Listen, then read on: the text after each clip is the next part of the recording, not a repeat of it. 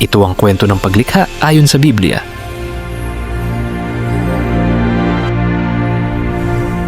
Unang araw, ang liwanag.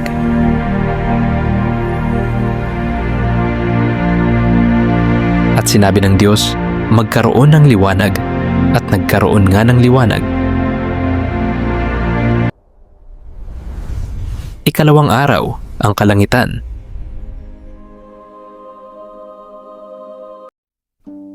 Ginawa ng Diyos ang kalangitan upang paghiwalayin ang tubig sa itaas at sa ibaba.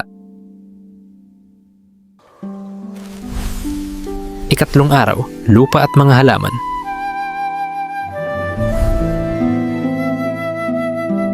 Lumabas ang lupa at nagkaroon ng mga halaman at punong namumunga. Ikaapat na araw, araw, buwan at bituin. Nilikha ng Diyos ang araw, buwan, at mga bituin upang magbigay liwanag. Ikalimang araw, isda at ibon. At sinabi ng Diyos, punuin ng buhay ang tubig, kaya't lumitaw ang mga isda at lahat ng nilalang sa dagat.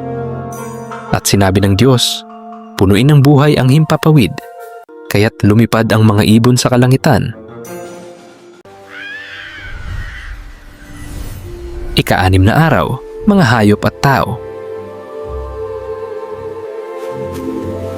At sa ika-6 na araw, nilikha ng Diyos ang mga hayop sa lupa.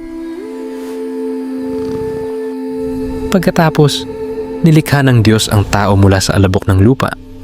Siya ang tinawag na Adan. Mula sa tadyang ni Adan, nilikha ng Diyos ang babae na tinawag na Eva. Ika-7 araw, kapahingahan.